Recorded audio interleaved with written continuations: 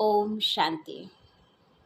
आज प्यारे बाबा के अव्यक्त महावाक्य हैं 9/2/1976 और टाइटल है बिंदु रूप स्थिति से प्राप्ति।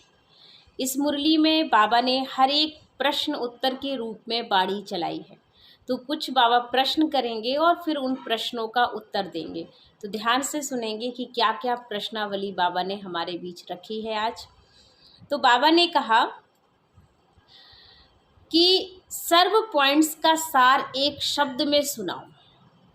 तो उत्तर है पॉइंट्स का सार है पॉइंट रूप अर्थात बिंदु रूप हो जाना, यही पॉइंट का सार है। जितनी भी मुरली में पॉइंट आती हैं उन सब पॉइंट का सार ही पॉइंट बनना होता है। बिंदु रूप बनना ही हमारा पॉइंट का सार है।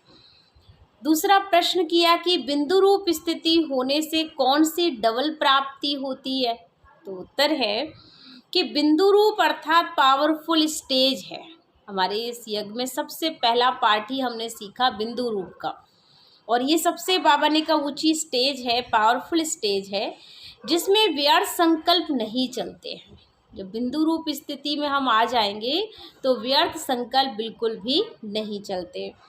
और बिंदु अर्थात बीती सो बीती, जो बातें बीत गई उन्हें बिंदी लगाते जाओ।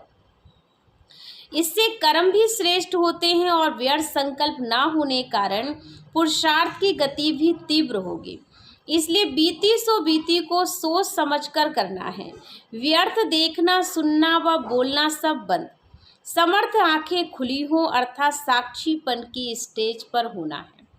हमें कौन सी स्टेज अपनानी है? साक्षी स्थिति की स्टेज। फिर उसके बाद बाबा ने तीसरा प्रश्न बच्चों से पूछा, कमल पुष्प समान न्यारा बनने की युक्ति क्या है ना? तो अपने आप को अंदर ही अंदर जवाब देंगे। उत्तर है कोई की भी कमी देख करके उनके वातावरण के प्रभाव में ना आए, तो इसके लिए उस आत्मा के प्रति रहम की दृष्टि वृत्ति हो और सामना करने की नहीं, अर्थात ये आत्मा भूल के परवश है, इसका दोष नहीं है। इस संकल्प से उस वातावरण का व बात का प्रभाव आप आत्मा पर नहीं होगा। इसी को कहते कमल पुष्प समान न्यारा रहना। तो न्यारा रहना अर्थात सबका प्यारा बन जाना।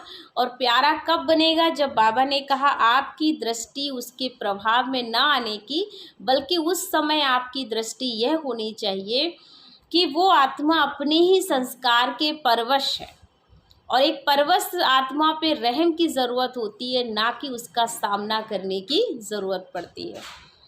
फिर बाबा ने हमें चौथा प्रश्न किया, लास्ट प्रश्न है ये, सफलता मूर्त बनने के लिए क्या करना है? उत्तर है कि बदला नहीं लेना बल्कि स्वयं को बदलना है, यही सफलता का मंत्र है ना? हमें याद रखना है कि अगर जीवन में सफलता चाहिए तो पहला काम ही करना है कि हमें बदला किसी से नहीं लेना है, हमें स्वयं को ही बदल देना है। महावीर बनना है, मल युद्ध नहीं करना है। मल युद्ध करना माना अगर कोई ने कोई बात कही तो उसके प्रति संकल्प चलने लगे, ये क्या किया, ये क्यों कहा, इसको कहा जाता है मनसा से व वाचा से मल युद्ध करना। नमना अर्थात झुकना। तो जब नमेंगे तभी नमन योग बनेंगे, ऐसे नहीं समझो हम तो सदैव झुकते ही रहते हैं लेकिन हमारा कोई मान नहीं। जो झुकते नहीं वह झूठ बोलते हैं, उनका भी मान है नहीं। ये अल्प काल का है लेकिन अब दूर देश बुद्धि रखो। यहाँ कितनों के आगे झुकेंगे अर्थात नम्रता के गुण को धारण करेंगे तो सारा कल्प ही सर्व आत्माएं मेरे आगे नमन करेंगे। सतयुग त्रेता में राजा के रिगार्ड से कांध से नहीं लेकिन मन से झुकेंगे और द्वापर कलयुग में कांध झुकाएंगे। कहने का भाव है बाबा का कि बच्चे आने वाले टाइम में लोग आपके आगे नतमस्तक हो जाएंगे, आपके आगे झुकेंगे और झुकना ही पड़ेगा, क्योंकि आप झुकेंगे इस समय तो सारे कल्प में उन्हें झुककर आपके आगे नमन करना है। अगर आप नहीं झुकेंगे तो आप किसी को झुका नहीं सकेंगे।